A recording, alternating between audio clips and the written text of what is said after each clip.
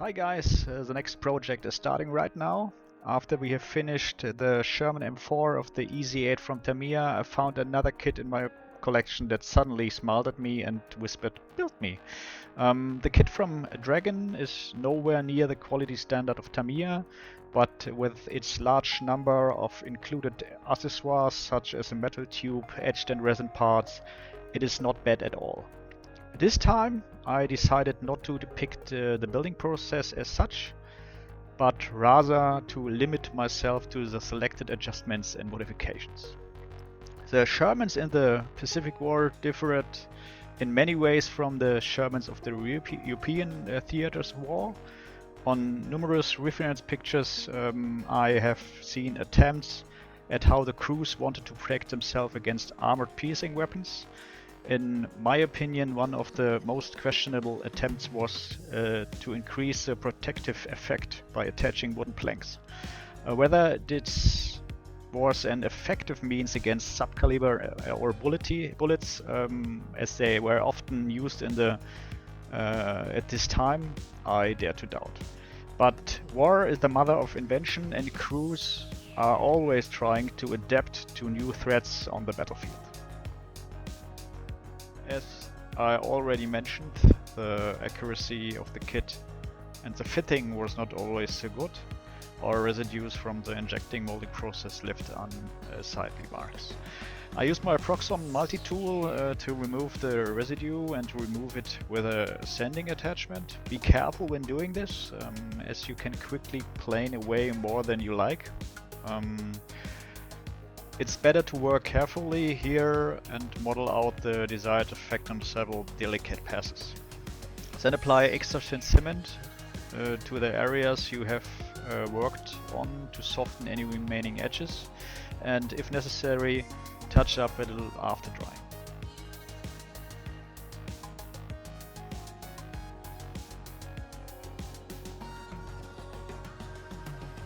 Since I wanted to be a little more daring with this kit, I picked out the best parts from a pair of resin kits from Black Dog I had in my collection. I actually wanted to use the complete set for the M4A2 TARAWA from Black Dog, as it comes with nice add-on parts such as sandbags, wooden planks or tracks in the photos. However, when I unpacked the kit, I realized that the quality of the wooden planks and the general accuracy of fit left a lot to be desired. Therefore, I only used the sandbag armor on the bow plate and some tarps and boxes for the kit, and decided to build the wooden planks from evergreen styrene sheets myself. I had to remove a lot of material from the resin parts so that they would really fit the kit. To do this, I took the cutter knife and removed layer by layer, checking the fit again and again. When everything fits so far, I attached the sandbag armor with super glue and carried out the test fit with the remaining resin parts.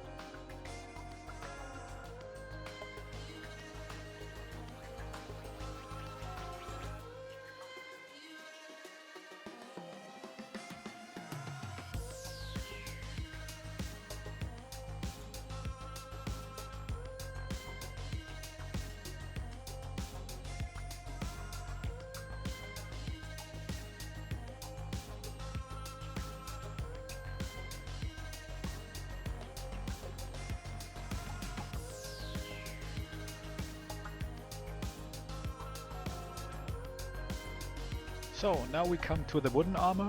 I decided to use 1mm thick polystyrene sheet from Evergreen. Evergreen has countless variants on offer, which means that you as a model builder have many possibilities to let your imagination run wild. In my opinion, it is easy to work with and offers much better possibilities than wood or resin. As already mentioned, the wooden planks from Black Dog were not so convincing. So I initially used them as a template to mark the contours on the styrene sheet. You can mark them with a sharp pencil and then cut out the shape with a metal ruler and a really new blade in the cutter knife. For thickness of 1mm or more, it is important not to try to cut out the surface. This can often result in either that you're either slipping or making unclear cuts. I recommend cutting the styrene with light pressure and several passes. So polystyrene also has the advantage that you can break it exactly as soon as you have scored it with a cutter, which makes it very easy to process and gives really clean edges. Before we continue, however, I had to attach the photo etched parts to the side walls of the hull.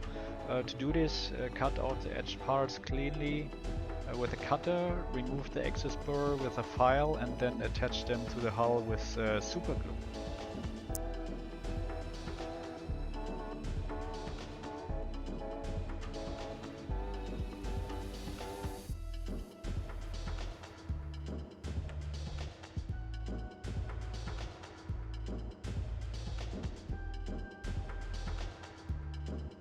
After we have worked out the shape for the wooden planks from the styrene sheet, we now have to work out the individual planks.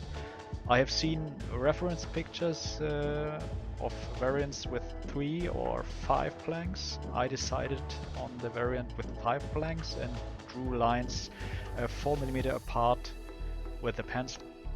And now it gets tricky. You should use a scraper for the joints and draw it along the lines. In order to have enough guidance on the first line, you should first score the lines slightly with a cutter and then remove more and more material with a scraper. Once you have done this, take either a small model saw, a wire brush, and use it to trace the wood grain. It is important to keep checking how the texture develops and to work out the desired grain using the scraper, saw and brush in different amount and different passes. You can carve out flakings with the cutter or create it by cutting through the planks. Keep checking your work until you are satisfied with the result. I can tell you that the process is quite time consuming and requires practice.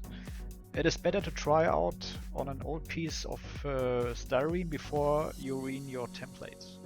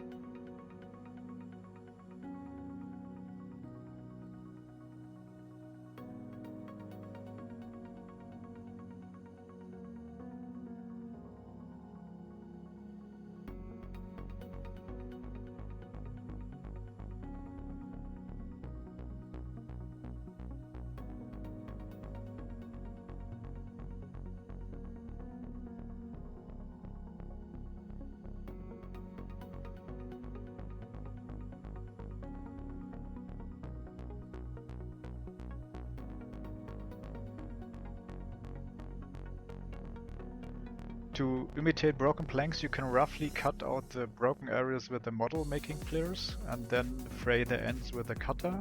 Here too, you have to model and to work out the whole thing until you have achieved an effect that you like. As the planks are attached to the tank with a certain distance between them, cut both spacers and planks to cover them.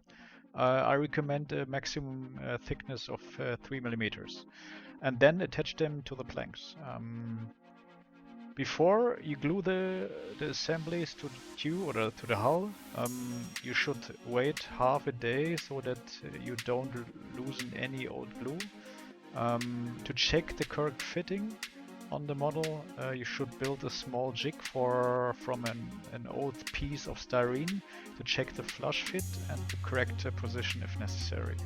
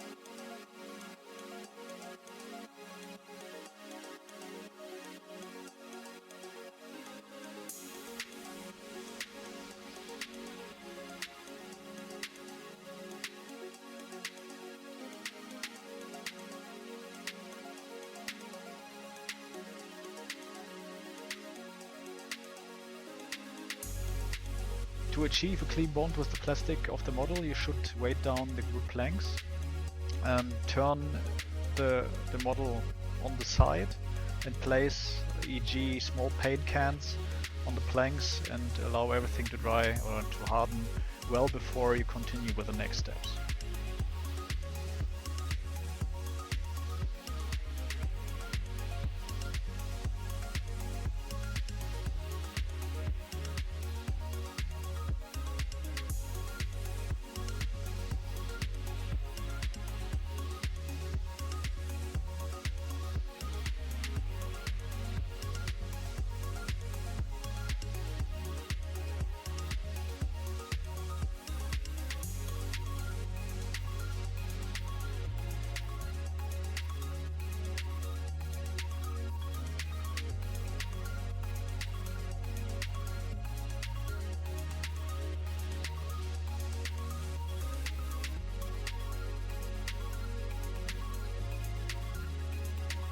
The individual planks were probably attached to the tank hull with welded-on metal bolts and nuts to imitate some nice screws here. I had some really great metal nuts from Top Studio in my box. I think they are in a nice size and round off the overall look even more. Pick them up with the small tweezers, place them on the model and then fix them in place with super glue. It has proven useful to use a thin wire to apply the glue dots and then carefully press the screws or nuts in with the tweezers. Of course, you also don't have to represent the remains of the suspension in the torn off areas. To do this, take a piece of old plastic from a kit and using a lighter to pull them to small round rods out of the plastic parts. These are then attached with tweezers and plastic glue to the model. After sufficient drying time, bend and shorten them with the small pliers.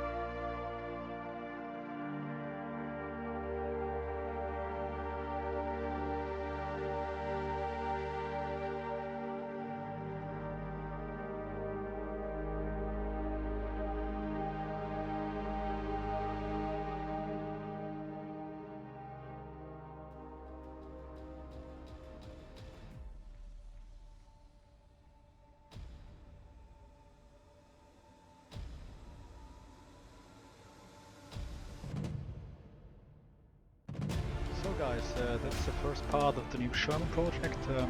I hope you enjoyed it. If you like, give me a comment or a subscription.